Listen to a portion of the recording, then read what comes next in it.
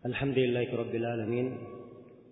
Wassalatu wassalamu ala al-mabu'uthi rahmatan lil alamin, Nabiyyina Muhammad wa ala alihi wa ashabihi wa man tabi'akum bi ihsanin ila yaumiddin, amma ba'd.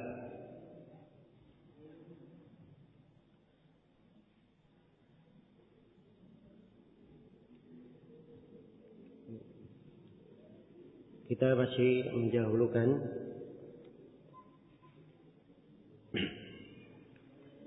masih mengkaji pembahasan kitab Thalathatul Usul, 3 landasan utama di dalam beragama.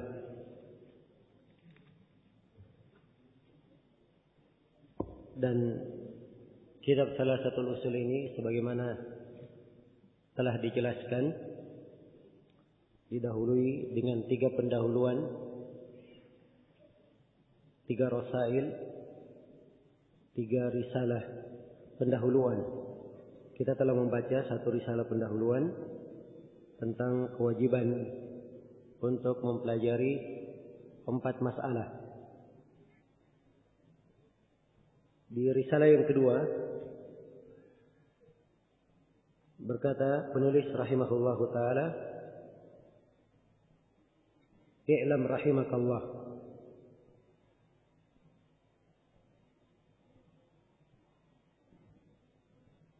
Di buku panduan di halaman 38, akhir dari halaman 38. "I'lam rahimakallah annahu yajibu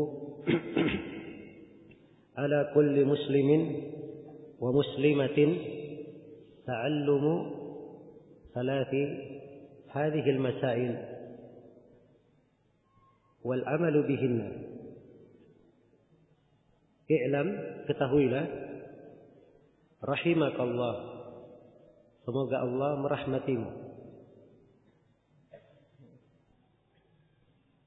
Kembali penulis rahimahullah mendoakan rahmat bagi siapa yang membaca buku ini. Semoga Allah selalu merahmatimu. Annahu yajibu ala kulli muslimin wa muslimah.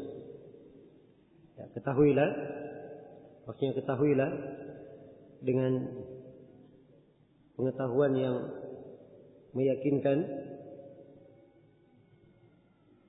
annahu yajibu ala kulli muslimin wa muslimah, bahwa wajib atas setiap muslim dan muslimah. Kewajibannya bersifat wajib aini terhadap setiap muslim dan muslimah, laki-laki maupun perempuan dari muslim, ta'allum thalathi hadhihi al-masail, untuk mempelajari 3 masalah, wal 'amalu bihinna, dan mengamalkannya.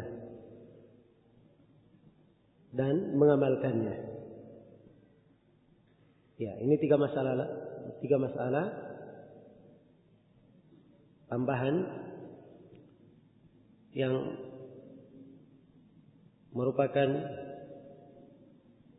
bagian pokok dari bagian agama kita yang wajib kita mempelajarinya dan mengamalkannya.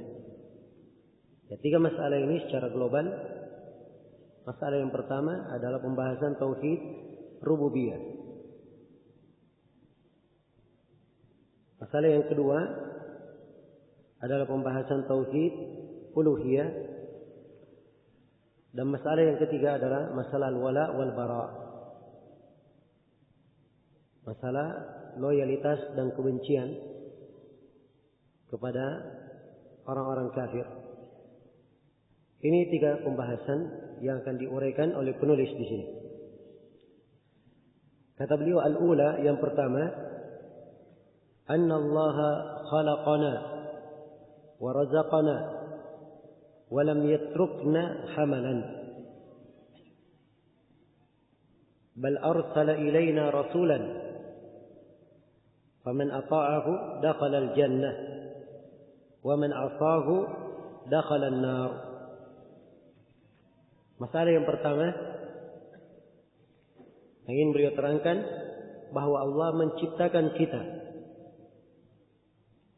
Allah menciptakan kita wa razaqana, dan memberikan rezeki kepada kita. Ya. Walam yatrukna hamalan. Kita dicipta, diberi rezeki untuk apa? Apakah untuk ditinggalkan sia-sia begitu saja, tidak diperintah, tidak dilarang? Apakah dicipta hanya untuk menganggur saja? Tidak. Tapi ada kewajiban di belakang penciptaan. Iya. Tidak mungkin manusia dicipta sia-sia. Allah Subhanahu wa taala berfirman, "Apa hasibatum annama khalaqnakum abatha wa annakum ilaina la turja'un?" Apakah kalian menyangka bahwa kami menciptakan kalian sia-sia dan kalian tidak akan kembali kepada kami? Dan Allah Subhanahu wa taala berfirman, "Ayahsabul insanu ay yutraka suda?" Apakah manusia menyangka bahwa dia dibiarkan menganggur, dia dibiarkan begitu saja, yakni tidak diperintah dan tidak dilarang? Ya. Maka kita wajib mengimani Allah menciptakan kita, memberi rezeki kepada kita. Ya. Keberadaan kita di muka bumi ini dicipta dengan kondisi yang paling baik. Laqad khalaqnal insana fi ahsani taqwim. Sungguh kami telah menciptakan manusia di penciptaan yang paling baik, paling sempurna.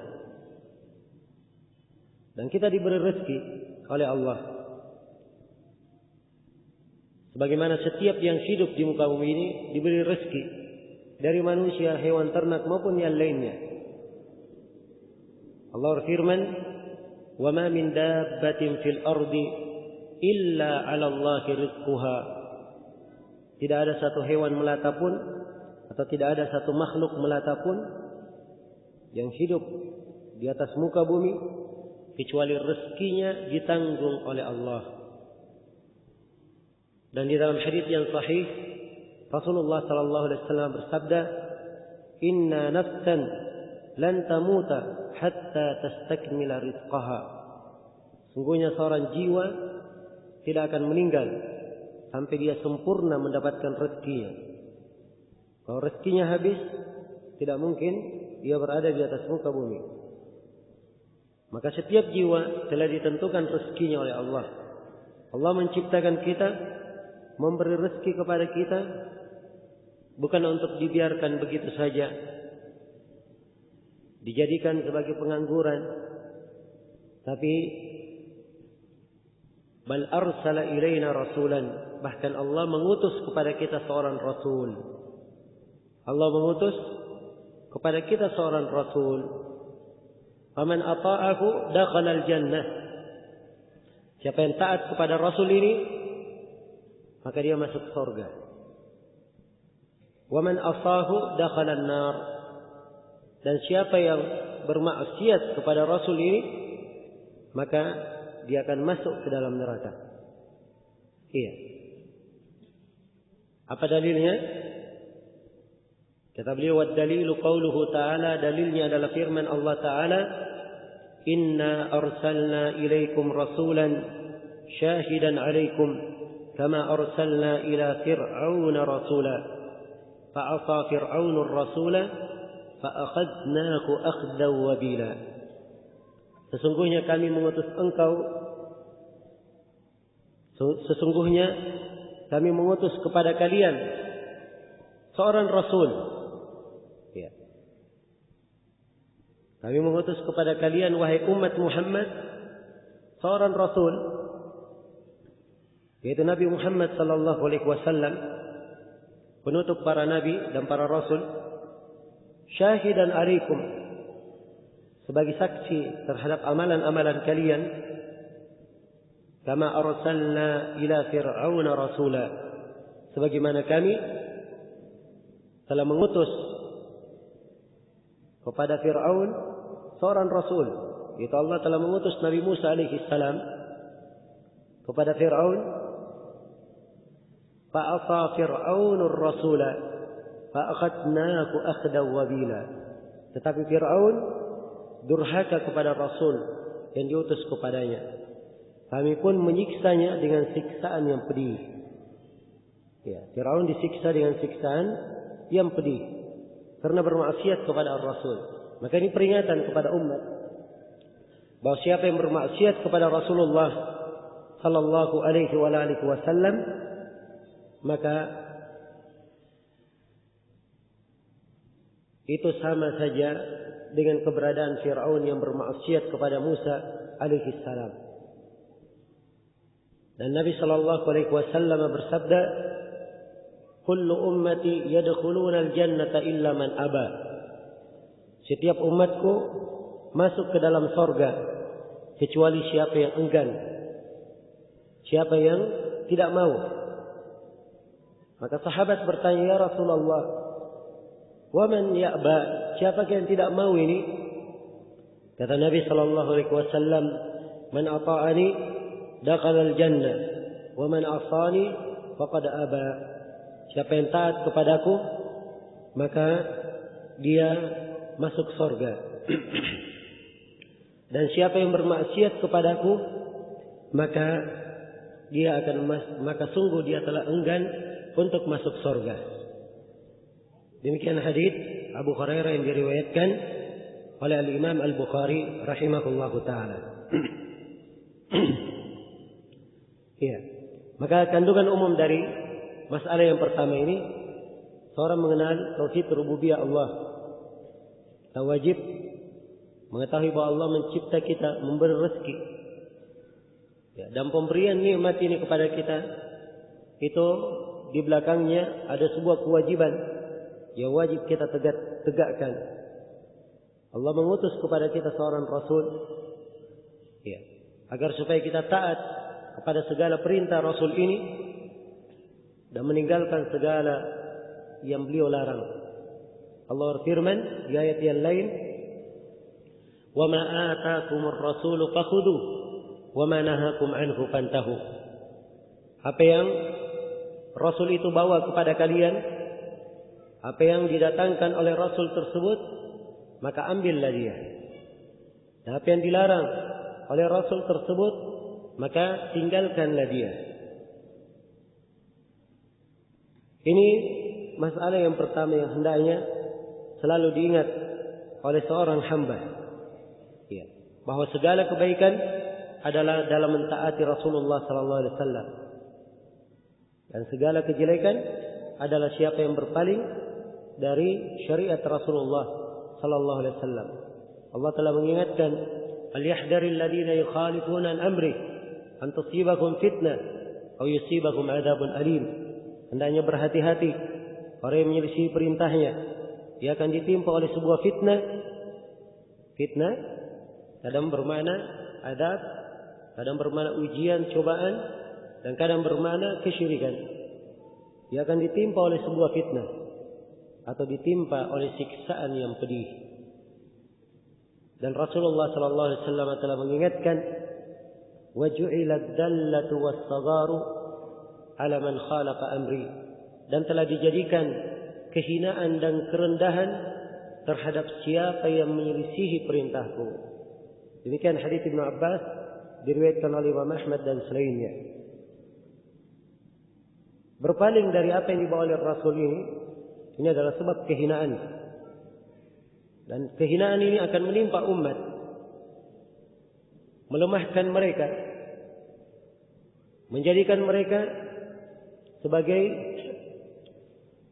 bahan perebutan di antara musuh-musuh mereka. Tatkala mereka menyelisihi perintah Rasulullah sallallahu alaihi wasallam. Di dalam hadis Ibnu Umar yang diriwayatkan oleh Imam Abu Daud dan selainnya, Rasulullah sallallahu alaihi wasallam bersabda, idza tabaya'tum bil 'ina wa akhadtum adnab al baqar wa raditum biz zar' wa taraktumul jihad sallatallahu 'alaikum dullan la yanzi'uhu hatta tarji'u ila dinikum. Apabila kalian telah berjual beli dengan cara al-'inah, salah satu bentuk atau salah satu praktik jual beli secara riba, dan kalian telah mengambil ekor-ekor kerbau, kalian telah ridha dengan perkebunan, pertanian. Maksudnya peternakan dan pertanian ini melalaikan dari agama. Ya.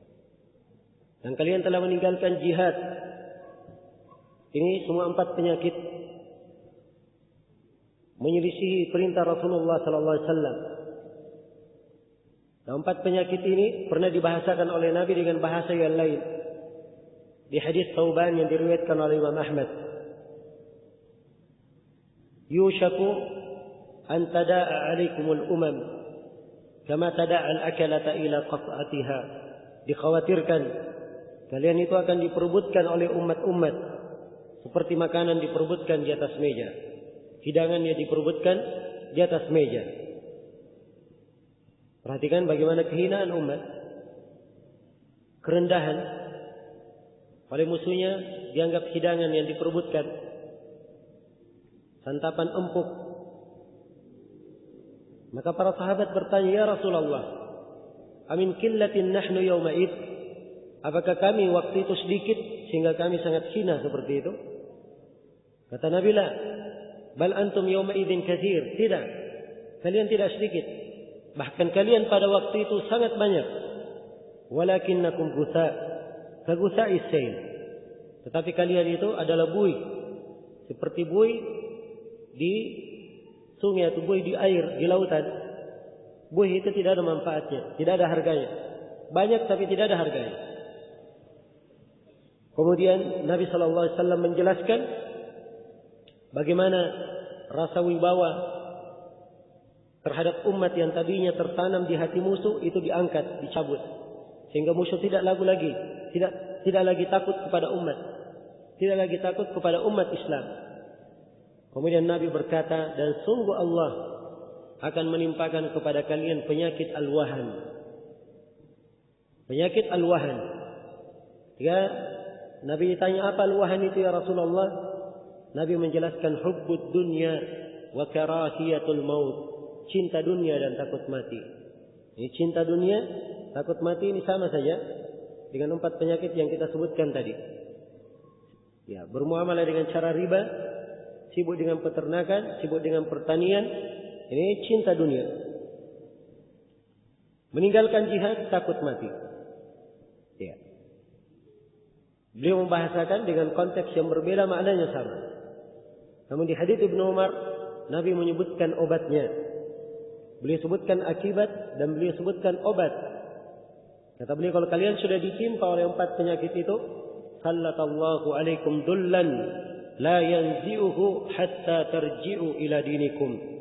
Allah akan menimpakan kepada kalian suatu kehinaan, tidak akan diangkat dari kalian sampai kalian kembali kepada agama kalian. Jadi kehinaan bisa diangkat dari umat apabila mereka kembali kepada agama. Iya, inilah sebenarnya yang dikhawatirkan oleh musuh-musuh Islam. Mereka tidak takut jumlah kaum muslimin yang sangat banyak. Dan mereka khawatirkan bagaimana umat Islam itu belajar dan kembali mempelajari agamanya, menekuni dan memperdalam agamanya. Sebab saat umat menekuni dan memperdalam agamanya, umat ini sangat mengerti apa yang harus mereka lakukan untuk menjemput kejayaan dan kemakmuran. Semuanya ada, terukir indah, terhampar dengan sangat indahnya di dalam tuntunan syariat kita. Hanya saja di masa ini terlalu banyak penghalang-penghalang dan terlalu banyak kesibukan-kesibukan yang dihadapkan kepada manusia, kepada umat Islam, sehingga mereka dilalaikan dan dipalingkan dari mempelajari agamanya. Maka ini sebuah peringatan dari Rasulullah SAW yang hendaknya selalu kita perhatikan. Iya, dan di sini Syekh membahasakan dengan bahasa yang indah. Allah menciptakan kita, memberi rezeki kepada kita, dan kita tidak ditinggalkan begitu saja. Bahkan Allah mengutus kepada kita seorang Rasul. Maka siapa yang taat kepadanya dia akan masuk surga. Siapa yang bermaksiat kepadanya dia akan masuk neraka. Ini masalah yang pertama yang hendaknya selalu kita ingat. Ya. Selalu menjadi renungan di dalam kehidupan kita. Peringatan yang menyebabkan kita semua bisa bangkit untuk beramal, mempersiapkan bekal untuk menghadap kepada Allah Subhanahu wa taala. Kemudian as-tsaniyah, masalah yang kedua. Masalah yang kedua, kata beliau, annallaha la yarda ay yushraka bihi ahadun fi ibadatihi. La malakun muqarrabun wala nabiyyun mursal. والدليل قوله تعالى وأن المساجد لله فلا تدعوا مع الله أحدا. Masalah yang kedua, pembahasan yang kedua yang wajib kita pelajari dan wajib kita mengamalkannya, bahwa Allah tidak ridha. Allah tidak ridha untuk dipersekutukan dengan siapapun dalam peribadatan kepadanya. Allah tidak ridha dipersekutukan, dilakukan kesyirikan kepadanya bersama siapapun. Ya. Siapapun dari makhluk. Allah tidak ridha dipersekutukan dalam ibadah. Apakah makhluk itu? Malaikat yang didekatkan, dan tidak pula nabi yang diutus.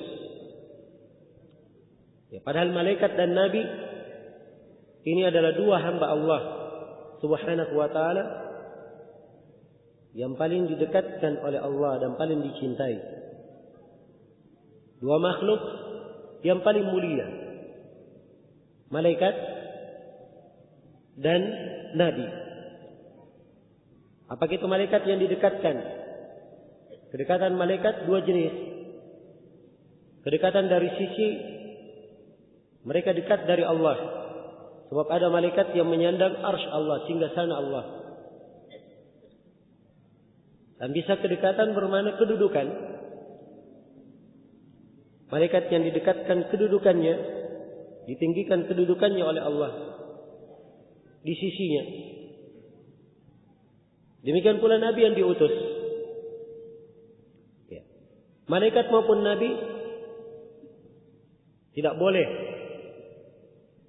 dipersekutukan dengan Allah dalam peribadatan kepada Allah Subhanahu wa taala. Ya.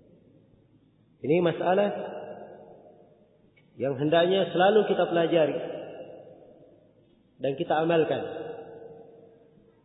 Dan beliau menyebutkan dalilnya, wa dalilu qauluhu ta'ala, dalilnya adalah firman Allah taala, wa annal masajida lillahi fala tad'u ma'allahi ahada. Sesungguhnya masjid-masjid adalah milik Allah. Ya, masjid-masjid saya kemarin sebutkan ada dua penafsiran. Yang pertama, masjid bermakna apa? Tempat ibadah, tempat bersujud, seperti yang kita tempati saat ini. Ya, ini masjid dari masjid-masjid Allah Subhanahu wa taala. Mana masjid yang kedua adalah anggota-anggota yang dipakai sujud. Anggota-anggota yang dipakai sujud, anggota tubuh yang dipakai sujud. Dahi, hidung, dua telapak tangan, kedua lutut dan kedua ujung jari. Semua anggota yang dipakai sujud itu masjid namanya. Maka Allah menegaskan sungguhnya masjid-masjid semuanya adalah milik Allah. Fala tad'u ma'allahi ahada. Maka janganlah kalian beribadah kepada siapapun bersama Allah Subhanahu wa taala. Kan tidak boleh mempersekutukan Allah di dalam ibadah. Ya. Dia beribadah kepada Allah misalnya bentuk dari kesyirikan, dia beribadah kepada Allah misalnya, tapi dia beribadah juga kepada malaikat. Dia beribadah juga kepada nabi. Ini namanya mempersekutukan Allah. Dia berdoa kepada Allah, meminta hajatnya kepada Allah, tapi ya, dia meminta hajat juga kepada nabi. Apakah itu ketika dia berada di negerinya, atau seperti yang dilakukan oleh sebagian umat Islam yang datang menunaikan ibadah haji, menunaikan ibadah umrah, yang mereka mendatangi kuburan Nabi lalu meminta hajatnya kepada Rasulullah. Ini namanya perbuatan kesyirikan, mempersekutukan Nabi dalam peribadatan kepada Allah. Ya. Maka seluruh ibadah hanya diserahkan kepada Allah Subhanahu wa taala. Fala tad'u ma'allahi ahada. Janganlah kalian beribadah kepada siapapun bersama Allah Subhanahu wa taala. Ini masalah yang kedua yang ingin ditegaskan di sini oleh Syekh rahimahullahu taala, bahwa ya, dari hal yang wajib kita pelajari bagaimana kita memurnikan ibadah kepada Allah dan meninggalkan segala bentuk kesyirikan. Meninggalkan segala bentuk kesyirikan. Kemudian yang ketiga, kata beliau ats-tsalitsa, masalah yang ketiga, anna man ata'a ar-rasul wa wahhada Allah. Ya, jadi dua masalah pertama tadi, yang pertama dan kedua, ini adalah pendahuluan. Ya. Masalah yang pertama ditekankan tauhid rububiyah, penjelasan Allah mencipta, memberi rezeki, dan diingatkan bahwa ini ada tujuannya supaya kita taat kepada ar-rasul. Ya. Dan di masalah yang kedua diingatkan bahwa ibadah itu hanya milik Allah Subhanahu wa taala. Tidak boleh diserahkan kepada siapapun bersama Allah Subhanahu wa taala. Jadi kalau dua hal ini, dua masalah ini sudah kita pelajari, sudah kita ilmui, sudah kita yakini, maka sekarang Syekh menjelaskan masalah yang ketiga. Anna man ata'a ar-rasul wa wahhada Allah la yajuzu lahu muwalatu man hadda Allah wa rasulah walau kana aqrab qarib. Sesungguhnya siapa yang taat kepada Rasul dan dia mentauhidkan Allah, kalau benar dia taat kepada Rasul, benar dia mentauhidkan Allah, maka tidak boleh ia memberikan loyalitasnya. Tidak boleh ia memberikan kecintaannya. Ya. Kata loyalitas, al-muwalah. Al-muwalah bisa bermakna loyalitas, kecintaan, pertolongan. Ya. Tidak boleh dia memberikan loyalitasnya kepada siapa yang menentang Allah dan Rasulnya. Siapa yang memusuhi Allah dan Rasulnya. Ya. Siapa yang memusuhi Allah dan Rasulnya? Tidak ada yang memusuhi Allah dan Rasulnya kecuali orang-orang kafir. Jadi tidak boleh dia memberikan loyalitasnya kepada siapapun yang memusuhi Allah dan Rasulnya. Walau kana aqraba qaribin. Walaupun ya, orang-orang yang kafir ini adalah kerabatnya yang paling dekat. Tak boleh dia berikan loyalitas kepadanya. Iya. Sini Syekh menjelaskan prinsip al-wala wal bara. Masalah memberi loyalitas dan kebencian terhadap orang kafir. Seorang muslim kalau memang benar dia mentauhidkan Allah, benar dia taat kepada Ar-Rasul, maka tidak mungkin dia memberikan loyalitasnya kepada siapa yang memusuhi Allah dan Rasulnya. Walaupun mereka yang memusuhi Allah dan Rasulnya ini adalah karib kerabatnya yang paling dekat. Ya. Apa dalilnya? Kata beliau, "Wad dalilu qauluhu ta'ala." Dalilnya adalah firman Allah Ta'ala, "La tajidu qauman yu'minuna billahi wal yawmil akhir yuwadduna man hadda Allah wa rasulahu walau kanu aba'ahum aw abna'ahum aw ikhwanahum aw ashiratahum ulaika kataba fi qulubihimul iman wa ayyadahum bi ruhin minhu wa yudkhiluhum jannatin tajri min tahtiha al-anhar khalidina fiha radhiyallahu anhum wa radu an ulaika hizbullah ala inna hizballahi humul muflihun." La tajidu qauman, engkau wahai Muhammad tidak akan mendapatkan qauman, ada suatu kelompok, satu kaum, yu'minuna billahi wal yawmil akhir, yang mereka ini mengatakan beriman kepada Allah dan kehidupan akhirat. Ya. Engkau tidak akan dapatkan ada kaum yang beriman kepada Allah dan hari akhirat, yuwadduna man haddallahu wa rasulah.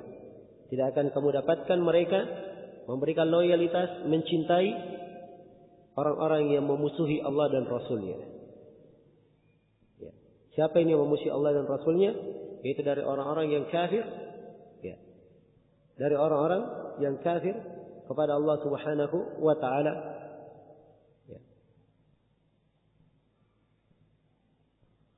Kamu tidak akan dapatkan ada orang yang beriman memberikan loyalitas kepada siapa yang memusuhi Allah dan Rasulnya. Walau kanu aba'ahum. Walaupun mereka yang memusuhi Allah dan Rasulnya itu adalah ayah-ayah mereka sendiri. Wa abna'ahum. Walaupun anak-anak mereka sendiri. Wa ikhwanahum. Walaupun saudara-saudara kandung mereka sendiri. Wa ashiratahum. Walaupun keluarga mereka yang paling dekat. Jelas ya? Jadi seorang mukmin yang benar dia beriman kepada Allah dan hari akhirat, dia tidak mungkin memberikan loyalitas kepada siapa yang memusuhi Allah dan Rasul-Nya. Ya. Dan keteguhan hati mereka untuk benci kepada siapa yang benci kepada Allah dan Rasul-Nya inilah yang menyebabkan Allah menuliskan ke hati mereka keimanan. Allah berfirman, "Ulaika kataba fi qulubihimul iman." Mereka inilah orang-orang yang Allah tulis keimanan di hati-hati mereka. Wa ayyadahum bi ruhim min. Ya. Allah tulis di hati mereka keimanan, yaitu ditetapkan keimanan di hati mereka. Ditanamkan keimanan di hati mereka, tidak akan bergetar, tidak akan goyah keimanan di hati mereka. Wa ayyadahum bi ruhim min. Dan dia akan dikuatkan oleh Allah dengan wahyunya, dengan petunjuknya, dengan kebaikan yang diberikan untuknya. Ya. Ini kata ruh. Kata ruh dibahasakan dalam ayat dengan pertolongan. Ya. Atau bahasa pertolongan dibahasakan dengan kata ruh. Menunjukkan bahwa siapa yang benar di dalam hal loyalitas kepada Allah dan Rasulnya, benar di dalam al-bara permusuhannya kepada orang kafir, maka Allah tetapkan di dalam hatinya keimanan dan Allah Subhanahu wa Ta'ala akan menguatkannya dengan pertolongan. Ya. Tidak sekadar itu saja. Ya. Ini dua kebaikan ya, dikuatkan keimanan dalam hatinya. Kebaikan yang kedua, ya dikuatkan dengan roh dari sisi Allah, ya, dengan cahaya, dengan petunjuk, sehingga dia mendapatkan kebahagiaan hidup.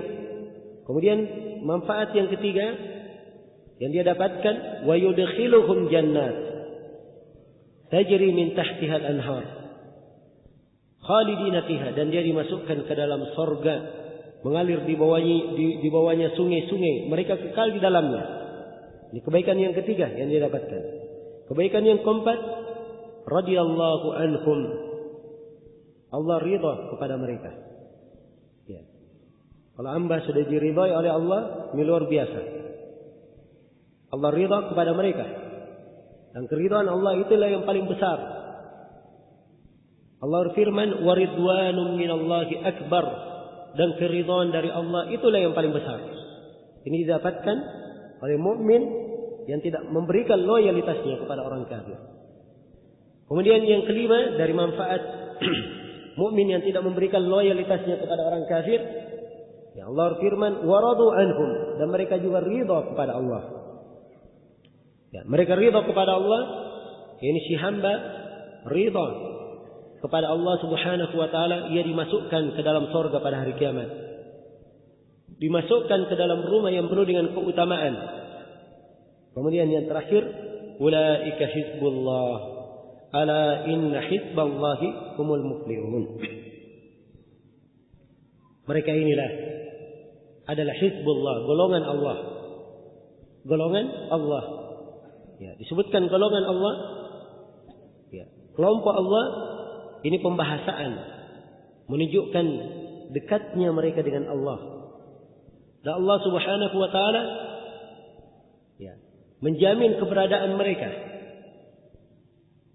Allah menegaskan ala inna hizballahi humul muflihun. Ingatlah bahwa golongan Allah itulah orang-orang yang akan beruntung. Jadi ini 6 keutamaan disebutkan di dalam ayat bagi seorang mukmin yang beriman kepada Allah dan hari akhirat, yang tidak pernah memberikan loyalitasnya kepada orang yang memusuhi Allah dan Rasulnya. Walaupun yang memusuhi Allah dan Rasulnya itu adalah karib kerabatnya yang paling dekat. Apakah ayahnya, anaknya, istrinya, keluarganya, tidak pernah ia berikan loyalitas kepada mereka. Ini dasar yang sangat agung, prinsip dan pondasi di dalam Islam yang ingin diterangkan di sini oleh Syekh rahimahullahu taala. Dan beliau pernah membahasakan kaidah ini di kesempatan lain.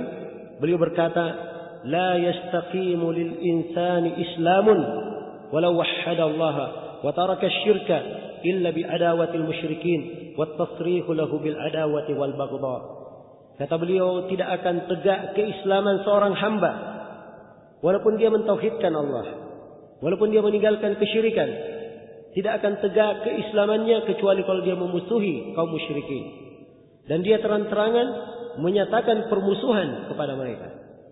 Ini agama Nabi Ibrahim alaihi salam. Ya. Dengan Nabi Ibrahim alaihi salam berkata kepada ayahnya dan kepada kaumnya, innana bura'a minkum. Sungguhnya kami ini berlepas diri dari kalian. Ya. Kafarna bikum wa bima ta'buduna min dunillah. Kami kafir terhadap kalian dan apa yang kalian ibadahi selain daripada Allah. Ya. Maka harus ada penegasan, harus ada tasrih. Ya. Dan keimanan yang benar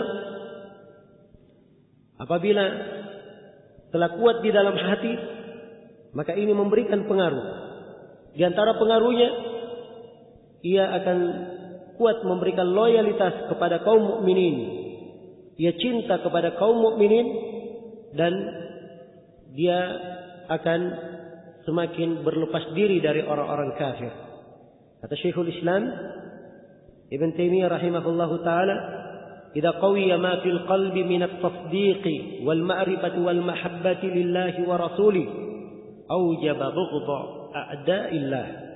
Apabila telah kuat di dalam hati pembenaran, pengetahuan dan kecintaan untuk Allah dan Rasulnya, maka kekuatan di dalam hati ini akan mewajibkan ia benci kepada musuh-musuh Allah. Mewajibkan dia benci kepada musuh Allah. Ya. Dan ini dari amalan hati. Karena itu kata Syekhul Islam, wal mawadda min a'malil qulub. Kecintaan itu dari amalan hati. Fa innal iman billahi yastalzim mawaddatahu wa mawaddata rasulih. Keimanan kalau memang benar berada dalam hati, maka itu mengharuskan memberikan konsekuensi dia cinta kepada Allah dan cinta kepada Rasulnya. Dan kecintaan kepada Allah dan kepada Rasulnya ini adalah bertentangan, berseberangan dengan kecintaan terhadap orang-orang yang memusuhi Allah dan Rasulnya. Maka tidak mungkin bertemu dua hal yang bertentangan di dalam hati seorang mukmin. Wa ma ja'alallahu lirajulin min qalbayni fi jawfi. Allah tidak menjadikan ada dua hati bagi seorang di dalam dirinya. Hanya ada satu, kecintaan kepada Allah dan Rasulnya, atau dia cinta kepada siapa yang membenci Allah dan Rasulnya. Kalau dia cinta kepada Allah dan Rasulnya, maka dia akan benci kepada siapa yang membenci Allah dan Rasulnya.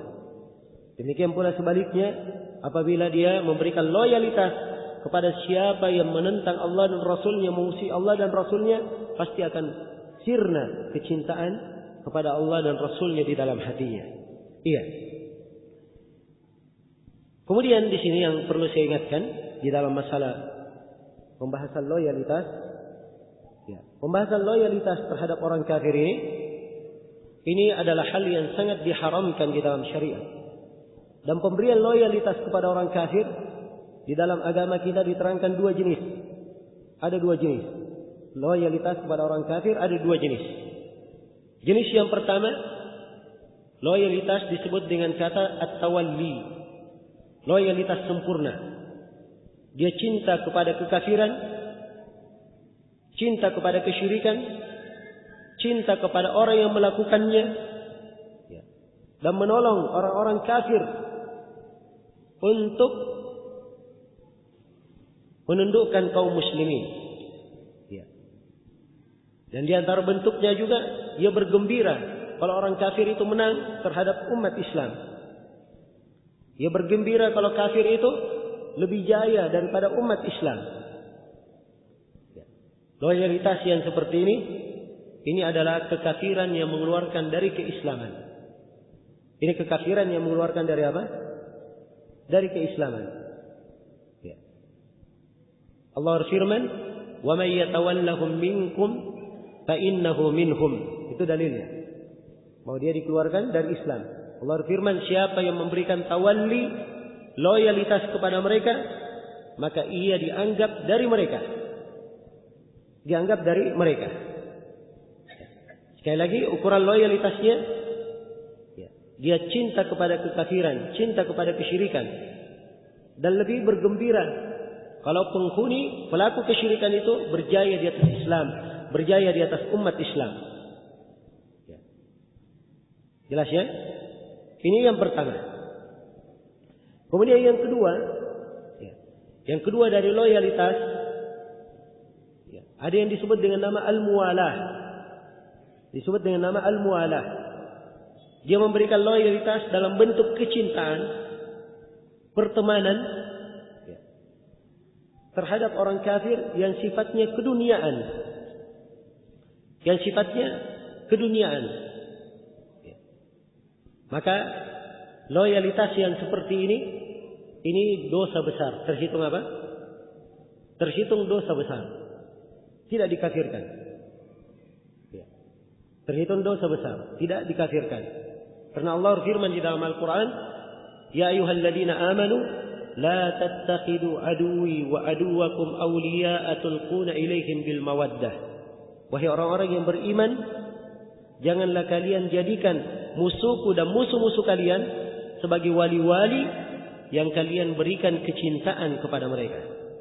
Perhatikan ini teguran kepada orang yang memberi kecintaan kepada musuh Allah dan musuh kaum muslimin. Bersamaan dengan itu, Allah masih menyebutnya wahai orang-orang yang beriman. Masih dipanggil dengan apa? Seruan keimanan.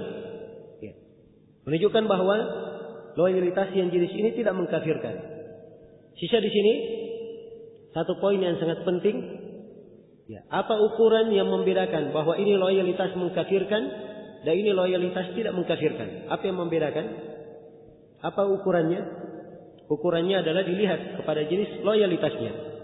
Kalau dia sifatnya adalah keduniaan, dia loyalitas kepada orang kafir karena dunianya saja, mengharapkan dunia dari mereka, maka ini tidak mengkafirkan.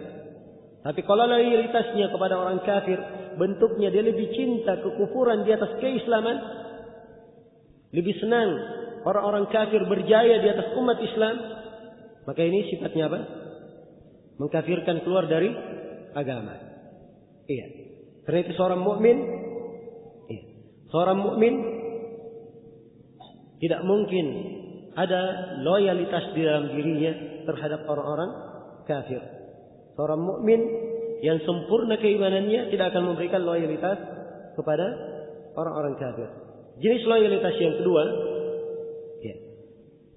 ini dari pembagian loyalitas ini harus dibedakan ya, sebab sebagian dari manusia, ya, ada yang berlebihan di dalam hal ini, sehingga dengan mudah mengkafirkan semua orang. Ya. Kita menyaksikan ada sebagian dari orang-orang yang menjatuhkan vonis kafir terhadap setiap orang yang berinteraksi bermuamalah dengan orang kafir. Dan ini keliru. Sebab loyalitas ada dua jenis. Ada yang mengkafirkan. Loyalitas kepada orang kafir ada dua jenis. Ada loyalitas yang mengkafirkan keluar dari agama. Ini namanya tawalli. Dia memberikan loyalitas dalam bentuk pertolongan terhadap orang kafir yang menyebabkan dia lebih mencintai kekafiran di atas keislaman. Iya. Kalau loyalitas yang kedua itu hanya bersifat dunia. Dia lebih cinta kepada Islam. Ya. Dia adalah seorang Muslim, tapi karena urusan dunia, dia memberikan loyalitas kepada orang-orang kafir. Jelas ya? Ini diberi contoh dengan kisah Hatib ibn Abi Balta'ah. Hatib bin Abi Balta'ah radhiyallahu taala anhu. Iya. Hatib bin Abi Balta'ah, ya, beliau mengirim mata-mata ke Mekah, menyampaikan, membocorkan berita rahasia yang dilakukan oleh Rasulullah SAW di Madinah. Maka Allah mewahyukan kepada Rasulnya hal tersebut. Kemudian Nabi SAW mengutus sebagian sahabat untuk mengikuti mata-mata yang dikirim oleh Hatib bin Abi Balta'ah. Setelah diketemukan bukti surat yang dikirim oleh Hatib bin Abi Balta'ah, para sahabat yang diutus kepada Nabi datang kepada Rasulullah menyampaikan. Kemudian Hatib bin Abi Balta'ah dipanggil. Ia dipanggil oleh Rasulullah. Maka Hatib menjelaskan bahwa kalian, para sahabat yang lain, kalian punya keluarga di Mekah yang bisa melindungi keluarga mereka yang lain. Sebab kaum muslimin di Mekah, ya, mereka ditindas oleh kaum musyrikin yang tidak punya keluarga sama sekali. Ya, pasti keluarga yang berada di Mekah sangat tertindas. Ya, namun sebagian sahabat punya keluarga yang menyebabkan keluarganya tetap terjaga di Mekah. Maka Hatib bin Abi Balta'ah ingin memberi jasa, ya, dengan mengirimkan bocoran rahasia Rasulullah supaya kaum musyrikin memberikan perlindungan untuk apa? Keluarganya, hanya dari sisi keduniaan. Jelas ya? Ini alasan Hatib bin Abi Balta'ah. Umar bin Khattab berkata, "Ya Rasulullah, biarkan saya penggal leher orang munafikin." Ya. Biarkan saya memenggal lehernya. Maka Nabi SAW berkata, "Tidakkah kamu tahu bahwa dia hadir di perang Badar? Dan Allah telah berfirman, wahai orang-orang yang hadir di perang Badar, lakukanlah apa yang kalian kehendaki, saya telah mengampuni dosa kalian." Ya. Jelas ya? Jadi sini Nabi tidak mengingkari Umar yang berkata, "Biarkan saya penggal lehernya." Sebab itu adalah dosa besar. Kadang penguasa, ya, berhak menjatuhkan hukuman secara takzir sampai ke hukuman mati kalau memang ada yang melakukan dari kaum muslimin, ya, memberikan rahasia kaum muslimin kepada orang kafir, walaupun dengan dunia. Ini tentang hukum matinya, bukan hukum kekafiran. Ya, sebab kadang ada yang dikisos dihukum mati bukan karena dia kafir, karena pelanggaran yang dia lakukan. Karena pelanggaran yang dia lakukan. Dan Nabi SAW juga menjelaskan bahwa perbuatan Hatib bin Abi Balta'ah ini hanyalah dosa besar, ya, yang tidak menggugurkan keislamannya. Jelas ya, tidak menggugurkan keislamannya. Maka ini dua jenis loyalitas harus dibedakan. Ada yang mengkafirkan, keluar dari Islam, dan ada yang tidak mengkafirkan. Ya. Kemudian perlu saya ingatkan di sini bahwa loyalitas kepada orang kafir itu bentuknya beraneka ragam. Bentuknya bermacam-macam.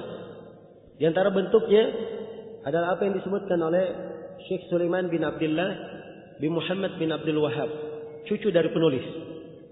Ya. Beliau menyebutkan beberapa bentuk dari loyalitas kepada orang-orang kafir. Di antaranya adalah cinta kepada mereka.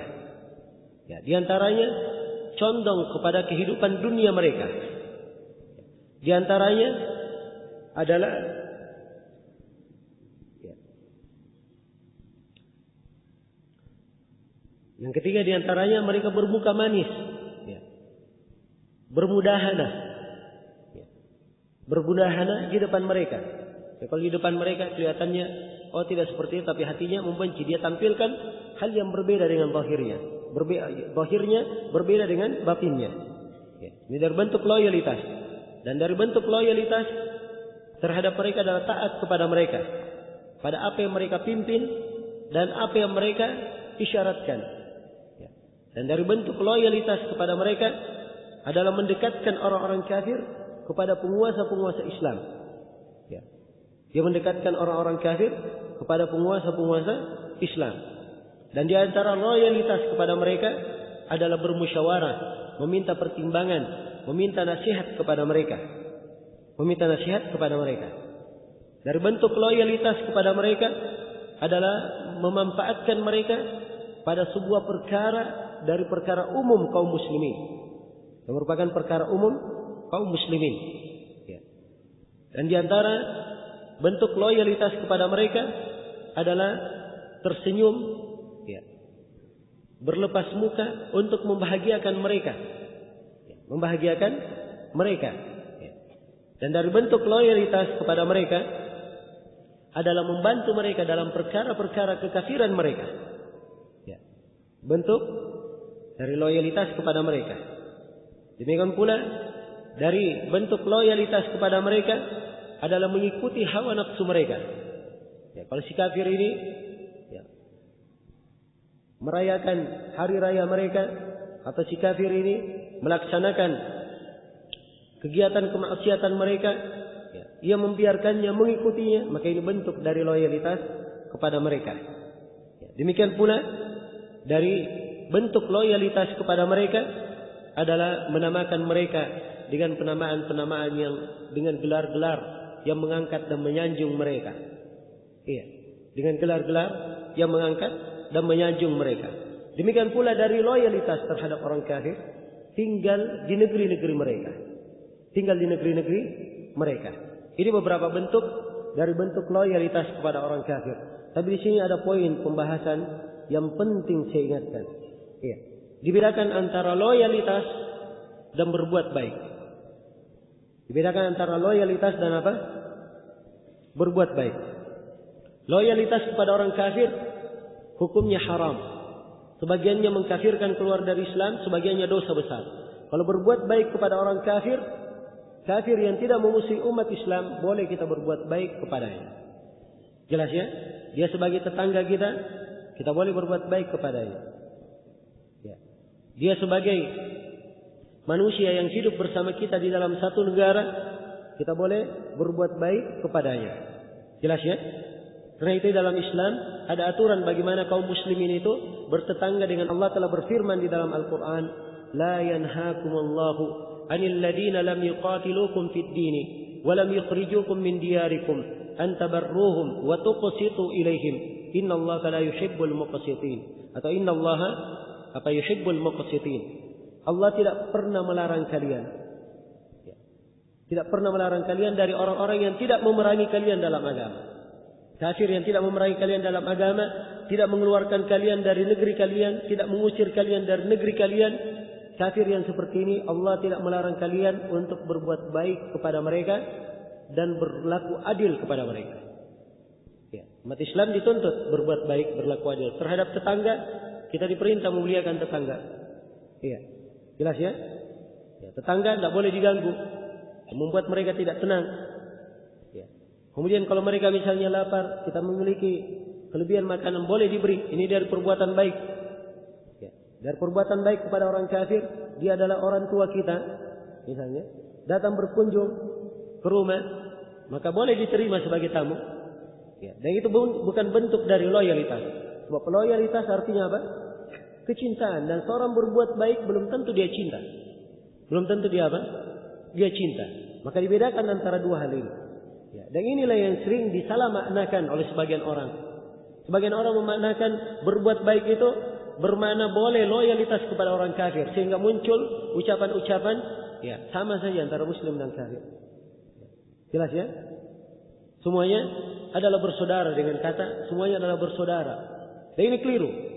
Umat Islam tidak pernah diajarkan berlaku zalim.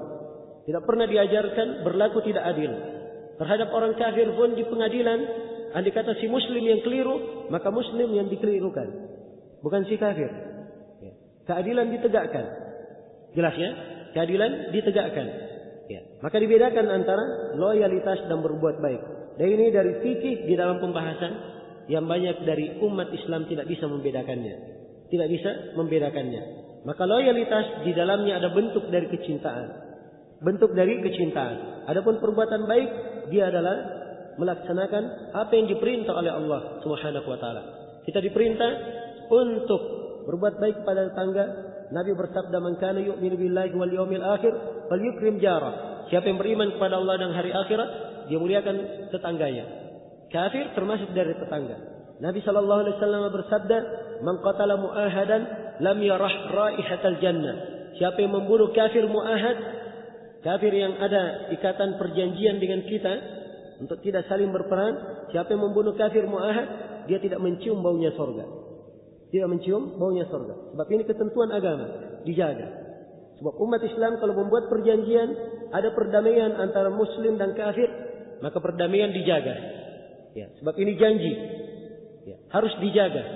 Karena itu Nabi sallallahu alaihi wasallam setelah perjanjian Hudaybiyah, ya, untuk tidak berperang selama 10 tahun, Nabi tidak pernah mengganggu kaum musyrikin di Mekah.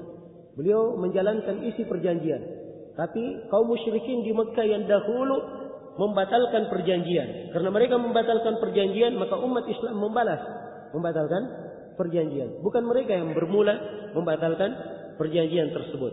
Maka ini dari fikih di dalam masalah al-wala wal bara, loyalitas kepada kaum mukminin dan kebencian kepada orang kafir harus ditempatkan pada tempatnya masing-masing.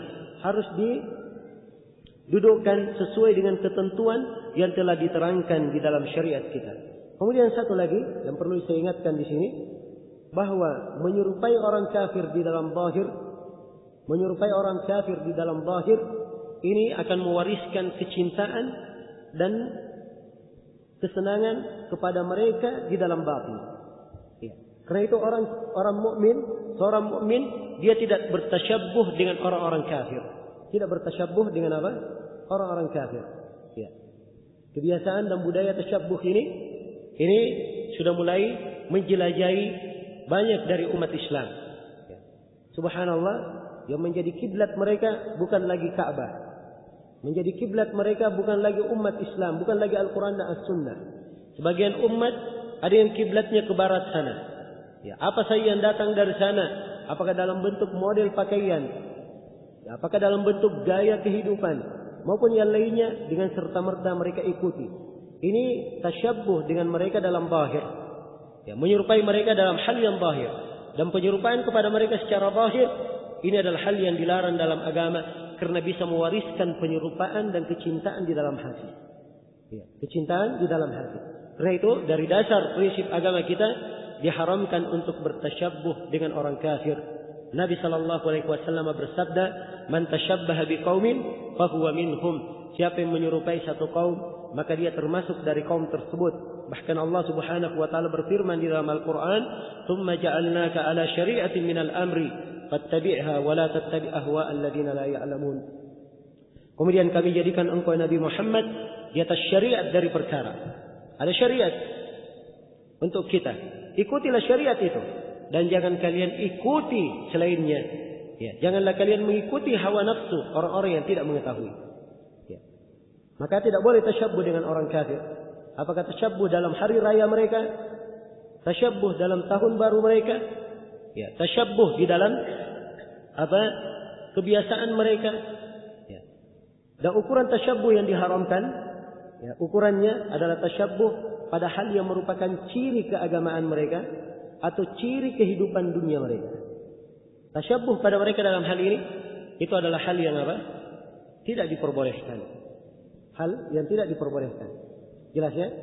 Ya, kalau misalnya dalam hal berpakaian, ya, ada pakaian merupakan ciri keagamaan mereka, memakai salib misalnya, maka tidak boleh ada seorang muslim memakainya. Sebab tasyabbuh dalam hal ini adalah hal yang diharamkan. Hal yang diharamkan. Jelas ya? Ya. Demikian pula misalnya, kalau ada yang meminum dari gelas, ya, dia meminum dengan kawannya, Kemudian dia sentuhkan gelas itu antara dia dan antara kawannya. Ya, ini dari kebiasaan tidak berada di tengah umat Islam. Kebiasaan orang-orang kafir. Tidak boleh bertasyabbuh ya di dalam hal ini. Adapun misalnya sebagian kebiasaan mungkin tadinya di tengah orang kafir, tapi setelah itu tersebar di kalangan kaum muslimin, ya, maka hal yang seperti ini sudah hilang makna ada keserupaan sebab sudah berlaku di tengah manusia. Sebagai contoh misalnya memakai jas, ya. Memakai jas kadang mungkin dahulu dilakukan oleh hanya merupakan ciri orang kafir, tapi saat ini memakai jas adalah hal yang sudah dipakai di berbagai negara Islam. Maka keserupaan antara muslim dan kafir dalam hal ini tidak ada. Jelasnya sudah hilang makna tasyabbuh di dalamnya. Ya, sudah hilang makna tasyabbuh di dalamnya. Karena jas itu bukan ciri agama mereka dan tidak ada dari dalil syariat kita yang melarangnya. Ya, setelah tersebarnya di tengah kaum muslimin. Maka ini dari fikih di dalam masalah tasyabbuh, yang sebenarnya pembahasan tasyabbuh ini ada rincian-rincian dan ketentuan-ketentuan yang saya kira tidak cukup waktu untuk menjelaskan saat ini dan bukan juga di pembahasannya. Mudah-mudahan di waktu yang lain insyaallah taala kita terangkan. Baik, maka dengan ini saya sudah selesai menjelaskan masalah yang ketiga yang wajib kita ilmui dan wajib kita amalkan. Ya. Yang pertama tadi kita wajib mengilmui dan mengamalkan bahwa Allah menciptakan kita, memberi rezeki kepada kita. Ya, tidak dibiarkan untuk hidup begitu saja. Allah utus kepada kita seorang Rasul supaya kita taat kepadanya. Siapa yang taat kepada Rasul dia masuk surga. Siapa yang bermaksiat kepada Rasul dia masuk neraka. Kemudian masalah yang kedua, kita wajib mengetahui bahwa Allah tidak ridha ya, dilakukan kesyirikan kepadanya dalam peribadatan. Ya, tidak ridha dilakukan kesyirikan kepada siapapun, bersama siapapun, tidak kepada malaikat yang didekatkan, tidak pula kepada nabi yang diutus. Kemudian yang ketiga, Syekh di sini menjelaskan bahwa seorang mukmin kalau memang benar dia taat kepada Allah, benar dia taat mentauhidkan Allah, benar dia mentauhidkan Allah, maka engkau tidak akan mendapatkan dia memberikan loyalitasnya kepada orang kafir, walaupun kafir tersebut adalah kerabat yang paling dekat kepadanya. Jelas ya? Dan di dalam pembahasan loyalitas ini saya sudah memberikan rincian-rincian ya, tuntunan-tuntunan yang menjaga keimanan seorang hamba dan mengatur interaksi antara muslim dan kafir. Dan ini semua adalah tatanan Islam, aturan-aturan Islam yang sangat indah. Ya. Karena itulah kalau kita melihat ya, sebagian dari anak-anak muda yang di Indonesia ini 10 tahun terakhir sering membuat permasalahan dengan aksi-aksi bom bunuh diri. Kita ketemukan bahwa mereka ini adalah orang-orang yang tidak mengerti tuntunan agama. Tidak mengerti apa itu al-wala wal bara. Tidak memahami apa yang dimaksud dengan al-wala dan al-bara. Tidak bisa memilah antara pembahasan A dan pembahasan B. Saya tadi misalnya beri contoh antara loyalitas dan berbuat baik itu ada perbedaan. Mereka menganggap semua bentuk kegiatan dengan orang kafir, ya, pemberian kepada orang kafir, semuanya mereka anggap loyalitas. Dan ini keliru. Ya, ini adalah hal yang keliru. Karena itulah, ya, prinsip-prinsip ini adalah prinsip yang dijaga di dalam syariat kita. Prinsip yang dijaga di dalam syariat kita. Ya, dan keberadaan umat Islam menjaga loyalitas, ya, hanya diberikan kepada kaum mukminin, tidak diberikan kepada orang kafir, itu tidak mengakibatkan mereka keluar dari batasan dan apa yang dituntunkan dalam agama. Karena agama kita menuntunkan bahwa kafir itu ada 4 jenis. Kafir ada 4 jenis. Ya. Ada 3 kafir tidak boleh dibunuhi. Darahnya terjaga. Dan ada 1 kafir ini yang halal darahnya. Dan darahnya halal itu pun melalui syariat jihad. Melalui syariat jihad. Jadi kafir terbagi 4. Ada namanya kafir dhimmi. Yang pertama.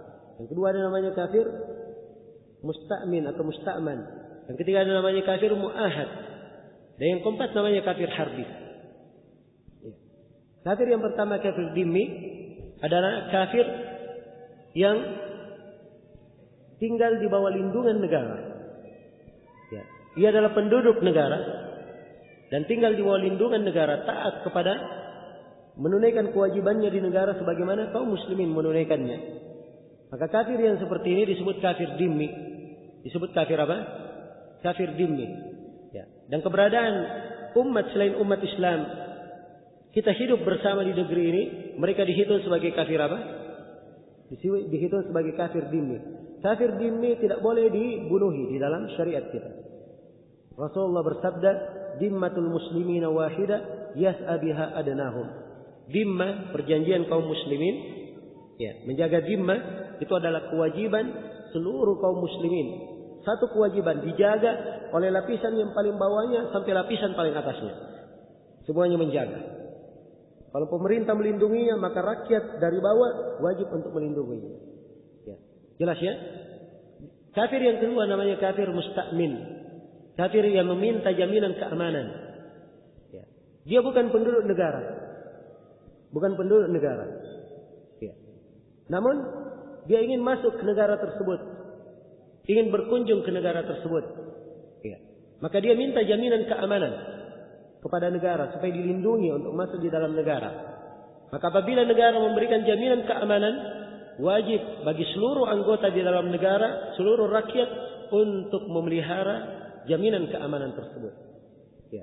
Dan saat ini kafir musta'min itu mirip dengan turis-turis orang-orang asing yang masuk ke negeri Islam. Dan jaminan keamanan itu adalah stempel di paspor ketika mereka masuk di bandara. Ini berlaku untuk seluruh negara. Di semua negara jaminan keamanan itu adalah persetujuan yang mereka terima dengan stempel masuk di bandara ataupun visa yang mereka dapatkan. Jelas ya? Maka siapa yang masuk, maka dia dihitung sebagai kafir musta'min. Dan kafir musta'min ini tidak boleh dibunuh. Ya. Kisah yang sangat indah dalam riwayat Bukhari dan Muslim, Ummu Salamah atau Ummu Hani yang merupakan saudari perempuan dari Ali bin Abi Thalib radhiyallahu taala, ia melindungi kerabatnya kafir untuk masuk ke Mekah. Ya. Namun Ali bin Abi Thalib ingin membunuh kerabat tersebut. Maka Ummu Hani datang kepada Nabi mengadukan perbuatan Ali bin Abi Thalib, ingin membunuhnya. Padahal sudah diberi jaminan keamanan oleh Ummu Hani. Maka apa sikap Nabi sebagai pimpinan negara? Kata beliau, "Qad ajarna man ajarti ya Ummu Hani." Kami telah melindungi siapa yang engkau lindungi, wahai Ummu Hani. Jelas ya? Maka ini sikap Islam di dalam menjaga. Iya. Dalam menjaga. Mungkin sebagian ada yang berkata turis-turis itu membuat kerusakan. Ya. Mereka ya melakukan kekejian, kemaksiatan. Ya. Maka hal yang seperti ini itu bukan tugas kalian. Ini adalah hal kemungkaran diajukan kepada pemerintah. Ya. Dilaporkan. Ya. Dan pemerintah yang merubahnya. Kalau mereka merubah, maka mereka telah menunaikan tanggung jawab. Kalau mereka tidak merubahnya, maka mereka yang mempertanggungjawabkannya kelak di kemudian hari. Dan kita sendiri sudah lepas tanggung jawab. Sudah melepaskan tanggung jawab. Adapun merubah dengan tangan, melakukan aksi, ini adalah hal yang tidak dibenarkan. Sebab setiap orang diberikan ketentuan, diberikan wewenang sesuai dengan haknya masing-masing. Ya. La yukallifullahu nafsan illa wus'aha. Allah tidak membebani seorang kecuali sesuai dengan kemampuannya. Kemudian kafir yang ketiga, ya, adalah kafir mu'ahad. Kafir mu'ahad ini adalah kafir, ya, yang berasal dari negara lain atau dari tempat lain. Namun antara negara ini sudah terjalin ikatan perjanjian untuk berdamai, tidak saling membunuh, ya, saling memberikan jaminan keamanan. Nah, ini disebut kafir mu'ahad. Disebut kafir mu'ahad. Ya. Jelas ya? Dan sekarang ya, sangat banyak sekali hubungan antara negara. Ya, hubungan antara negara. Ya, negara kita misalnya mempunyai banyak hubungan dengan negeri-negeri, jaminan-jaminan. Maka ini di negeri yang terjadi hubungan itu disebut sebagai kafir apa? Mu'ahad. Disebut sebagai kafir mu'ahad. Dan Nabi ketika melakukan perjamaian dengan kaum musyrikin, perjanjian Hudaybiyah dengan kaum musyrikin Makkah, maka seluruh kafir Makkah setelah itu menjadi kafir mu'ahad. Bahkan Nabi mengancam, "Man qatala mu'ahadan lam yarah raihatal jannah." Siapa yang membunuh kafir mu'ahad, dia tidak akan mencium baunya surga. Tidak mencium baunya apa? Baunya surga. Ya. Ini 3 jenis kafir. Selain daripada ini, itu disebut sebagai kafir apa? Kafir harbi. Inilah yang halal darahnya. Boleh diperangi. Tapi ingat, kalau kita masuk ke dalam bahasa memerangi kafir secara fisik, itu dengan jalur jihad. Dan jihad itu ada ketentuan-ketentuan dan syarat-syaratnya. Ada ketentuan-ketentuan dan syarat-syaratnya. Ini tadi yang saya katakan, tidak diketahui oleh sebagian anak-anak muda itu yang melakukan peledakan. Mereka tidak mempelajari agama sebagaimana mestinya. Hanya mengambil dalil-dalil, mengambil ayat-ayat yang cuma ingin mengangkat semangatnya belaka. Cuma ingin mengangkat semangatnya belaka. Mungkin kalau sebagiannya frustasi, ya diambil ayat-ayat, ya jihad, dijemput oleh bidadari jadi pengantin dan selainnya, ya untuk membuat mereka ya segera lepas dari kehidupan supaya hilang frustasinya. Ya. Ini keliru. Ini bukan jalan umat Islam. Ini bukan jalan umat Islam. Dan perhatikan, kafir dibagi 4. Tapi bukan artinya dengan pembagian 4 ini kita ada kecintaan kepada mereka, tidak. Tapi ini hukum syariat. Bahwa kafir jenisnya seperti ini. Hukum yang ditetapkan, apabila kita menjaga hukum ini, berarti kita menjaga ketentuan di dalam agama kita. Ya, dan bukan artinya kita cinta kepada orang kafir, tapi kita berikan keadilan dan kita berikan hak kepada setiap pemilik hak dan keadilan tersebut. Iya. Kemudian selesai di sini pembahasan risalah yang kedua. Saya akan masuk kepada risalah yang ketiga.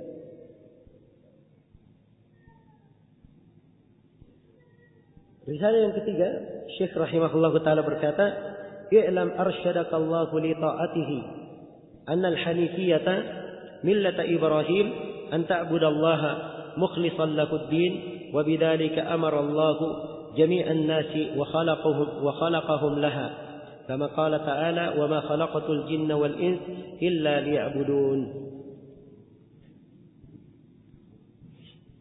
Wa ma'na ya'buduni yuwahhiduni وأعظم ما أمر الله به التوحيد وهو إفراد الله بالعبادة وأعظم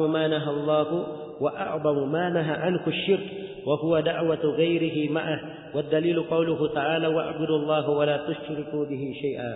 Ini risalah yang ketiga. Ya. Tulisan yang ketiga sebagai pendahuluan di buku 3 landasan utamanya. Kata Syekh rahimahullah, "I'lam, ketahuilah arsyadakallahu li ta'atihi, supaya Allah Subhanahu wa taala meluruskan engkau di atas jalan ketaatan kepadanya." Ketahuilah, ya, maksudnya ketahui, yakini dengan semestinya bahwa al-hanifiyah yang merupakan agama Nabi Ibrahim alaihissalam itu artinya an ta'budallaha mukhlishan lahud-din. Artinya adalah engkau beribadah kepada Allah dengan mengikhlaskan agama hanya untuknya. Engkau beribadah kepada Allah dengan mengikhlaskan agama hanya untuknya. Wa bidzalika amara Allahu jami'an nas wa khalaqahum laha. Dengan hal tersebut Allah memerintah seluruh manusia dan menciptakan mereka untuknya. Menciptakan mereka untuk beribadah. Kama qala ta'ala, sebagaimana firman Allah Ta'ala, "Wa ma khalaqatul jinna wal insa illa liya'budun." Tidaklah saya menciptakan jin dan manusia kecuali untuk beribadah kepadaku. Apa arti beribadah kepadaku? Syekh menjelaskan, wa ma'na ya'buduni, dan makna beribadah kepadaku yaitu yuwahhiduni, yaitu mentauhidkanku. Baik, di sini Syekh memulai. Beliau ingin menjelaskan tentang makna al-hanifiyah. Makna al-hanifiyah. Ini pembahasan tentang al-hanifiyah sudah kita singgung di pembahasan al-qawaid al-arba'ah. Di pembahasan 4 kaidah penting dalam beragama. Di buku yang pertama sudah berlalu bersama kita kemarin dan pagi hari. Iya. Al-hanifiyah adalah agama Nabi Ibrahim yang kita diperintah untuk mengikutinya. Allah berfirman, "Tsumma auhayna ilaika an ittabi' millata Ibrahim hanifa wa ma kana minal musyrikin." Kemudian kami wahyukan kepada engkau, wahai Nabi Muhammad, untuk mengikuti agama Nabi Ibrahim yang hanif, yang lurus. Dan Nabi Ibrahim itu sekali-sekali tidak tergolong dari seorang musyrik. Iya. Jadi al-hanifiyah definisinya, ya, yang merupakan agama Nabi Ibrahim, itu adalah engkau mengikhlaskan agama, mengikhlaskan ibadah hanya untuk Allah. Ibadah apapun yang kamu lakukan, ibadah apapun yang engkau kerjakan, maka ibadah itu hanyalah untuk Allah. Hanyalah untuk Allah. Siapa yang melakukan hal ini, dia beribadah hanya kepada Allah, maka dia adalah seorang Muslim yang hanif, yang sudah mengikuti agama Nabi Ibrahim yang hanifiyah. Jelas ya? Dan kata al-hanif itu dari kata al-hanaf yang bermakna al-mail, sesuatu yang miring, ya. Sebab dia miring kepada tauhid, yaitu condong kepada tauhid, meninggalkan kesyirikan. Meninggalkan kesyirikan. Karena itu dikatakan al-hanifiyah. Dikatakan al-hanifiyah. Ya. Dan al-hanifiyah ini seluruh maknanya yang terkandung di dalam Al-Quran penggunaan kata hanif, yaitu seorang memurnikan ibadah kepada Allah Subhanahu wa taala dan berpaling dari segala sesuatu yang selain Allah Subhanahu wa taala.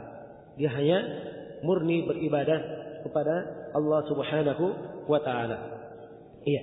Jadi al-hanifiyah an ta'budallaha mukhlishan lahud-din. Engkau beribadah kepada Allah mengikhlaskan agama hanya untuknya.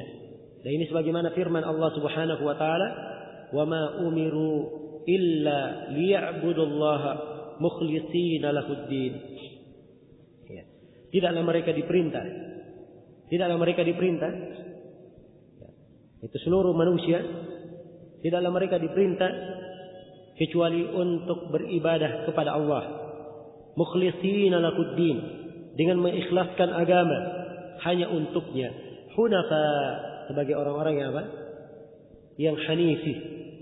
Orang yang mengikuti agama hanifiyah, yaitu dia condong kepada tauhid, dia meninggalkan kesyirikan. Jadi ini perintah Allah. Ya, mengikhlaskan ibadah hanya untuknya. Daima firman Allah Subhanahu wa taala, "Qul inni umirtu an a'budallaha mukhlishan lahud-din." Katakan wahai Nabi Muhammad, sesungguhnya saya diperintah untuk beribadah kepada Allah dengan mengikhlaskan agama hanya untuknya. Mana al-hanifiyah ini pula, itu yang terkandung di dalam firman Allah Subhanahu wa taala, "Qul inna salati wa nusuki wa mahyaya wa mamati lillahi rabbil alamin la syarika lahu wa bidzalika umirtu wa ana awwalul muslimin." Katakanlah sesungguhnya salatku, wa nusuki dan sembelihanku, ya, bisa juga diartikan dan ibadahku, hidupku dan matiku semuanya hanya untuk Allah, Rabbul Alamin, Rabb semesta alam. La syarika lahu, tidak ada syirikat baginya. Wa bidzalika umirtu, demikianlah saya diperintah. Ya, beliau diperintah demikian, beliau diperintah juga untuk menyampaikannya kepada manusia. Karena itu beliau berkata, wa ana awwalul muslimin, dan saya adalah orang yang paling pertama berserah diri. Jadi mana al-hanifiyah? Mengikhlaskan ibadah hanya untuk Allah. Ya, dan dengan al-hanifiyah ini pula Allah memerintah seluruh manusia dan menciptakan mereka untuk ibadah ini, untuk al-hanifiyah ini. Sebagaimana firman Allah Subhanahu wa taala, "Wa ma khalaqatul jinna wal ins illa liya'budun." Tidaklah saya menciptakan jin dan manusia kecuali untuk beribadah kepadaku. Ya, kata beribadah di dalam ayat itu ditafsirkan di sini oleh penulis bermakna yuwahhiduni, yaitu supaya kalian mentauhidkanku. Dan ini datang dari Ibnu Abbas radhiyallahu taala anhu, beliau menafsirkan bahwa setiap kata ya'budun, kata ibadah dalam Al-Quran itu bermakna tauhid, bermakna tauhid. Iya. Baik. Jadi ini makna al-hanifiyah. Ya. Mengikhlaskan ibadah hanya untuk Allah. Hanya beribadah kepada Allah Subhanahu wa taala. Ini adalah agama Nabi Ibrahim yang kita diperintah mengikutinya. Bahkan dia adalah agama seluruh para nabi dan para rasul. Ya. Dia adalah agama seluruh para nabi dan para rasul. Karena tidak seorang nabi pun yang diutus kecuali untuk menanamkan al-hanifiyah ini. Dan al-hanifiyah ini hakikatnya adalah kalimat la ilaha illallah. Kalau kita lihat hakikat al-hanifiyah, hakikatnya adalah apa? kalimat la ilaha illallah. Sebab al-hanifiyah artinya engkau beribadah kepada Allah, mengikhlaskan agama hanya untuknya. Ya, terdapat di dalamnya dua hal. Dia memberikan ibadahnya hanya kepada Allah. Kemudian yang kedua, dia berpaling dari segala yang diibadahi selain daripada Allah. Dan ini sama dengan makna la ilaha illallah. La ilaha illallah artinya tidak ada yang berhak diibadahi kecuali Allah. Terkandung di dalamnya dua rukun asasi. Ya, insyaallah akan kita terangkan ya pembahasan tentang kalimat la ilaha illallah. Ya, tentang maknanya, rukun-rukunnya, syarat-syaratnya, ya, dan konsekuensi yang terkait dengan kalimat la ilaha illallah akan kita jelaskan. Ya, sini saya ingin isyaratkan bahwa dua rukun asasi dalam kalimat la ilaha illallah. Yang pertama dari kandungan la ilaha, yaitu ada penafian. Dia harus menafikan segala peribadatan. Dia harus berlepas diri dari segala yang diibadahi kecuali Allah. Kemudian rukun yang kedua adalah al-isbat, penetapan illallah. Dia menetapkan bahwa yang diibadahi hanyalah Allah Subhanahu wa taala. Ini sama persis dengan ucapan penulis di sini menafsirkan al-hanifiyah. Karena itu al-hanifiyah itu adalah makna la ilaha illallah. Yaitu pula agama para nabi dan agama para rasul. Dan ini yang Allah perintah kepada seluruh manusia. Dan mereka dicipta untuk al-hanifiyah. Ya, untuk al-hanifiyah. Ya, kemudian untuk menjelaskan, ya, setelah beliau menerangkan bahwa al-hanifiyah itu adalah tauhid, mentauhidkan Allah Subhanahu wa taala, maka Syekh di sini menjelaskan ya bahwa wa a'zamu ma amara Allah bihi tauhid. Perintah yang paling agung yang Allah perintah dengannya adalah perintah tauhid. Perintah untuk mentauhidkan Allah. Perintah untuk memurnikan ibadah hanya kepada Allah. Ya. Perintah yang paling agung ya, kata tauhid. Kita sudah terangkan pembagian-pembagian tauhid ya di pembahasan apa? Al-Qawaid Al-Arba'ah. Kita sebutkan tauhid ada berapa? Hah?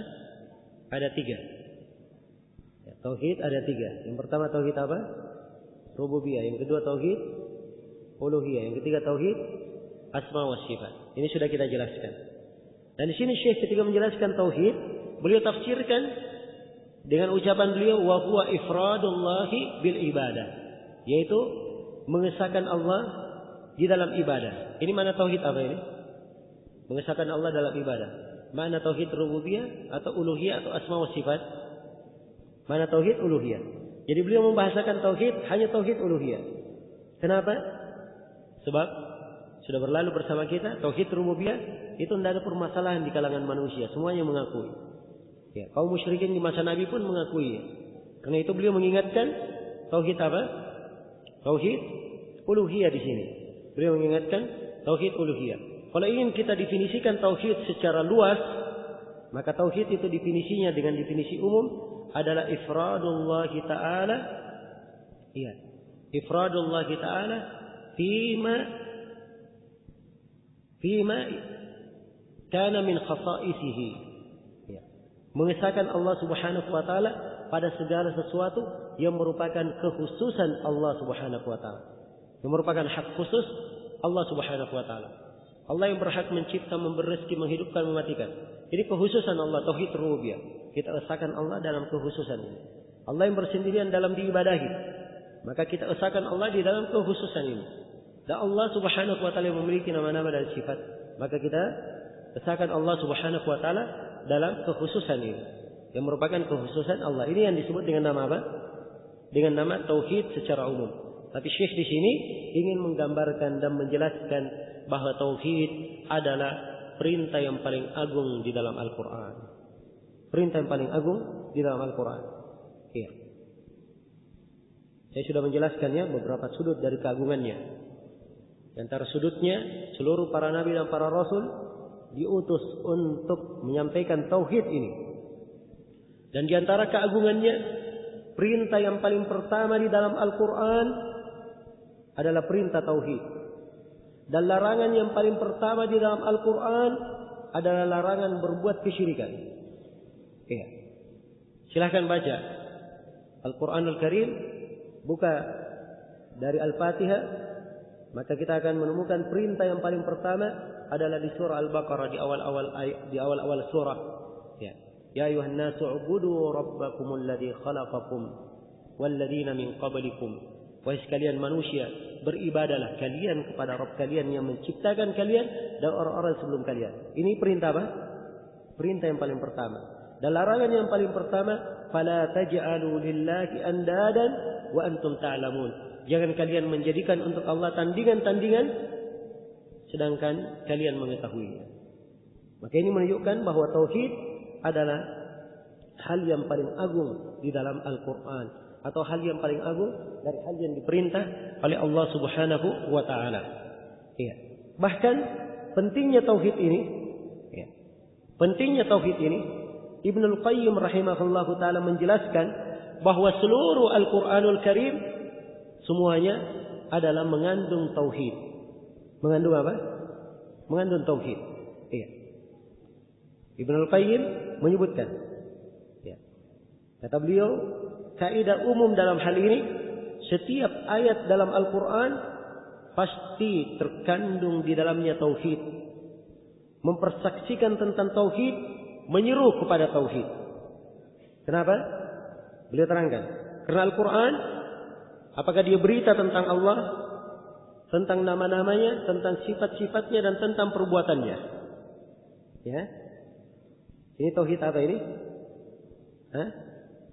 Tauhid rububiyah sekaligus tauhid asma wa sifat. Ya, dan tauhid rububiyah sekaligus tauhid asma wa sifat ini kadang dibahasakan dengan bahasa tauhid al-ilmi al-khabari. Ya, jelas ya? Kadang dibahasakan dengan bahasa tauhid al-ilmi al-khabari. Ya, dan saya tidak ingin meluas di sini, ini pembahasan dasar. Ya, tauhid itu kalau ingin dirinci biasanya dibagi 3, ada pembagian 2. Ya. Pembagian 2 beraneka ragam bentuk pembagiannya, bisa dibagi tauhid ilmi al-khabari, ya, dan bisa dibagi tauhid al-iradi at-talabi. Ya. Jelas ya? Nah, ada namanya tauhid itta'ah dan ada namanya tauhid istiadah. Ya, di dalam pembagiannya juga dan ada pembagian yang lainnya dari pembagian tauhid. Ya, jelas ya? Saya di sini tidak ingin menguraikan dan meluas. Ini pembahasan dasar. Di dasar kita mengambil prinsip yang sepatutnya kita apa? Ya, kita pegang sebagai pondasi. Ya. Nanti karena itu saya katakan belajar ilmu tauhid itu, ya, bukan sekali 2 kali, tapi diulangi. Kalau dikuasai di satu buku dia pindah ke buku yang lain, maka itu akan semakin memperkokoh keyakinannya dan tauhidnya. Sekarang dia memahami tauhid, ya, dengan 3 pembagian, besoknya dia memahami dengan pembagian yang lain sehingga nampak jelas padanya tauhid itu apa. Dari itu Ibnul Qayyim mengatakan bahwa seluruh ayat Al-Quran itu mengandung tauhid. Ya. Mempersaksikan tauhid, mengajak kepada tauhid. Karena kadang ayat dia berita tentang Allah, berita tentang nama-namanya, berita tentang sifat-sifatnya, atau berita tentang perbuatannya. Ya. Jelas ya? Atau di dalam Al-Quran itu adalah seruan untuk beribadah kepadanya dan meninggalkan segala peribadatan untuk selain Allah Subhanahu wa taala. Maka ini tauhid uluhiyah, ya. Yang disebut juga dengan tauhid al-iradi at-talabi. Kemudian di dalam Al-Quran itu apakah perintah atau larangan? Perintah atau apa? Larangan. Iya. Dan keharusan untuk taat di dalam perintah dan larangan tersebut. Maka ini semuanya dari hak-hak tauhid. Hak-hak apa? Tauhid dan yang menyempurnakannya. Karena tauhid itu ada dasarnya. Dasar yang membenarkan tauhid. Dan ada penyempurna tauhid. Penyempurna tauhid. Penyempurna tauhid ada yang sifatnya wajib dan ada yang sifatnya sunnah. Ada yang sifatnya wajib dan ada yang sifatnya apa? Sunnah. Jadi kapan penyempurnanya hilang tapi dasarnya masih ada, dia tetap dikatakan sebagai seorang mukmin, sebagai seorang yang bertauhid. Seperti contoh, orang yang berbuat dosa besar. Ya, dia menjaga ibadah hanya kepada Allah. Dasar tauhidnya ada, dia beribadah hanya kepada Allah. Tapi hak tauhidnya, kesempurnaan tauhid kurang karena dia jatuh dalam dosa apa? Dosa besar. Namun ini tidaklah menggugurkan tauhidnya, dia tetap sebagai seorang apa? Seorang muslim. Karena itu pelaku dosa besar, walaupun dia masuk dalam neraka, pasti akhirnya akan dimasukkan ke mana? Ke dalam surga, sebab dia punya dasar tauhid. Jelas ya? Baik. Jadi tauhid itu, ya, di dalam Al-Quran kadang ada perintah, ada larangan yang wajib kita taati. Perintah itu wajib kita tinggalkan, larangan itu, dan ini adalah penyempurna tauhid dan hak-hak yang berkaitan dengan tauhid. Di dalam Al-Quran kadang diberitakan tentang kemuliaan untuk penduduk surga. Dan itu adalah penjelasan balasan yang didapatkan oleh ahli tauhid. Kadang di dalam Al-Quran kita terima penjelasan tentang neraka. Maka ini adalah penjelasan tentang siapa yang menyelisihi tauhid dan orang yang keluar dari tauhid. Ya, keluar dari tauhid. Jelasnya? Maka kata Ibnul Qayyim, Al-Quran semuanya adalah tentang tauhid, berkaitan dengan hak-hak tauhid dan balasan untuk orang yang bertauhid dan balasan berkaitan dengan tauhid ini. Jelas ya? Maka secara global kaidah umumnya setiap ayat dalam Al-Quran pasti terkandung di dalamnya tauhid, mempersaksikan tauhid, mengajak kepada mentauhidkan Allah Subhanahu wa taala. Karena itu wajar kalau Syekh di sini mengatakan wa a'zamu ma amara Allah bihi tauhid. Perintah yang paling agung yang diperintah oleh Allah adalah tauhid. Dan tauhid ini adalah ifradullah bil ibadah. Mengesahkan Allah di dalam ibadah. Yaitu dia beribadah hanyalah kepada Allah Subhanahu wa taala. Hanya kepada Allah Subhanahu wa taala. Iya. Baik. Kemudian kata beliau wa a'zamu ma nahaa anhu asy-syirk. Dan larangan yang paling dilarang, ya, larangan yang paling dilarang oleh Allah Subhanahu wa taala adalah kesyirikan. Wa huwa da'watu ghairihi ma'ah. Dan kesyirikan itu adalah beribadah kepada selain Allah bersama Allah. Jadi dia beribadah kepada Allah, bersama dengan itu dia juga beribadah kepada selain Allah. Itulah perbuatan kesyirikan. Dan syirik ini telah kita uraikan pada pelajaran Kasyfus Syubhat tentang definisinya, ya, bentuk-bentuknya, dan telah kita uraikan bahaya dari kesyirikan ini yang menunjukkan benarnya ucapan penulis bahwa syirik adalah larangan yang paling besar di dalam Al-Qur'anul Karim. Kemudian beliau sebutkan dalil umum tentang hal ini, wa dalilu qauluhu ta'ala, dan dalilnya adalah firman Allah Ta'ala, wa'budullaha wa la tusyriku bihi syai'a. Beribadahlah kalian kepada Allah dan jangan kalian mempersekutukan Allah dengan sesuatu apapun. Ini ayat yang disebutkan oleh penulis di sini, ayat di surah An-Nisa. Ayatnya disebutkan 10 hak. Ada 10 hak diterangkan. Ya. Ini hak yang pertama. Ada hak setelah itu diterangkan terkait dengan orang tua, kerabat, anak yatim, orang miskin, tetangga, dan seterusnya. 10 hak diterangkan di dalam ayat. Hak yang paling pertama adalah wa'budullaha, beribadahlah kalian kepada Allah, wala tusyriku bihi syai'a, dan jangan kalian mempersekutukan Allah dengan sesuatu apapun. Baik, selesai sudah pembahasan risalah yang ketiga yang menjelaskan tentang makna al-hanifiyah. Dan 3 risalah ini pendahuluan untuk masuk kepada 3 landasan utama. Untuk masuk kepada 3 landasan utama. Dan 3 landasan utama ini yang merupakan inti pembahasan di dalam buku ini. Supaya kita pandai dan kita mempunyai bekal untuk menjawab pertanyaan malaikat di alam kubur, bisa menjawab pertanyaan malaikat di alam kubur, agar supaya makna-makna dari 3 landasan utama ini mewarnai kehidupan kita dan membahagiakan kita kelak di kemudian hari tatkala kita menghadap pada Allah Subhanahu wa taala. Baik, waktu sudah selesai untuk session ini. Insyaallah taala kita akan lanjutkan setelah salat maghrib. Ya, setelah salat maghrib insyaallah akan langsung dilanjutkan untuk session berikutnya. Ya, dan saya lupa ya, harusnya ada tanya jawab sedikit tadi. Cuma terlanjur kita asyik dalam materi.